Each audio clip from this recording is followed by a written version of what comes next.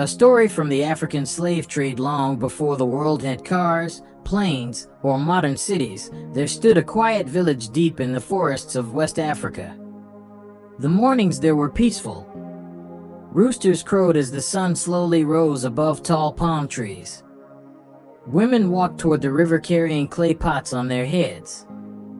Children laughed as they chased each other across dusty paths. And among those children was a boy named Kofi. Kofi was 15 years old. He was not the tallest boy in the village, but he was strong, quick, and full of energy. His friends always joked that Kofi could outrun anyone if there was food waiting at the finish line. Every morning, before the sun climbed too high, Kofi followed his father to the farms outside the village. His father was a quiet man, but he carried great wisdom. As they worked the soil, he would often say, "A man must grow like the tree. Strong roots first, then the branches will reach the sky." Kofi didn't always understand what his father meant, but he liked hearing it. In the evenings, the whole village gathered around a fire. Elders told stories of ancient kings, brave warriors, and powerful kingdoms that once ruled the land. Kofi listened carefully. One day, he hoped he would grow into a man people respected. Maybe he would become a hunter. Maybe a leader. Maybe even a warrior. The future seemed wide and bright. But Kofi did not know something terrible was already moving toward his village. Something that had already destroyed hundreds of villages before his. Slave raiders. The night it happened, the moon was hidden behind dark clouds.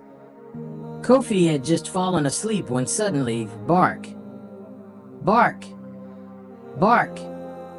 The village dogs started barking wildly. At first, no one moved. Dogs barked all the time. But then came another sound. Footsteps. Many footsteps. Then shouting. And suddenly, boom! A loud gunshot exploded through the night. Kofi jumped up, his heart racing. Before he could even stand, his mother rushed into the hut. Her face was filled with fear. "Wake up," she whispered urgently. Outside, chaos had already begun. Men were running. Women were screaming. Huts were catching fire. The air smelled of smoke and panic. Then the door burst open. Strangers stormed inside. Some carried guns. Others carried ropes and chains. Kofi tried to run past them. But a large man grabbed him by the arm. Kofi kicked and fought with all his strength. He shouted for his father. But another raider struck him to the ground. As they dragged him outside, Kofi saw something he would never forget. His mother was crying, reaching out toward him. His father was struggling against two men holding him down. Flames from burning huts lit up the entire village. That was the last time Kofi ever saw his home. The captives were forced to march. Men, women, and children. Their hands were tied together. Heavy wooden yokes were placed around their necks. Anyone who slowed down was beaten. They walked through thick forests, across muddy rivers, under a burning sun that never seemed to rest. Days turned into weeks. Kofi's feet became sore and bloody. Many people cried at night. Some whispered prayers. Others sat silently, too exhausted to speak. One evening, an older man beside Kofi said quietly, "Remember who you are, no matter where they take you."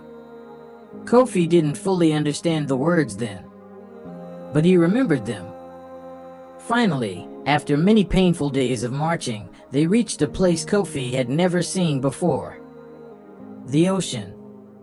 It stretched farther than his eyes could see. Huge waves crashed against the shore. But the ocean was not the most frightening thing waiting for them. Near the shore stood a giant stone building. Tall walls, Iron gates. Armed guards. It was a slave fort. Inside those walls, hundreds of captives were already imprisoned. The rooms were dark and crowded. The air smelled terrible. There was barely space to sit. Days passed slowly. No one knew what would happen next. Then one morning, the heavy doors opened. Guards shouted orders. People were dragged outside into the sunlight. European traders stood nearby, examining the captives. They walked around them like merchants inspecting animals. They checked their teeth, touched their arms, discussed prices. Kofi stood trembling as a trader grabbed his shoulder. The man looked him over carefully. "Strong boy," he said. "Good for plantation work." Coins exchanged hands. Just like that, Kofi was sold. Sold alive. Sold far away from the land where he was born. Soon he was forced onto a giant wooden ship. The ship was larger than anything Kofi had ever imagined. But inside it was darkness. Hundreds of captives were chained together below the deck. There was barely room to move. The air was hot and suffocating. People cried for their families. Some prayed out loud. Others stared into the darkness in silence. Days turned into weeks. Weeks turned into months. Many people became sick. Some did not survive the journey. Their bodies were thrown into the ocean. Kofi watched the waves swallow them. Each night he wondered if he would ever see land again. One morning, the ship finally stopped moving. Land appeared on the horizon. They had reached the Americas. Once again, the captives were brought to another market. Once again, buyers came to inspect them. Kofi was purchased by a plantation owner. From that day on, his life became endless labor.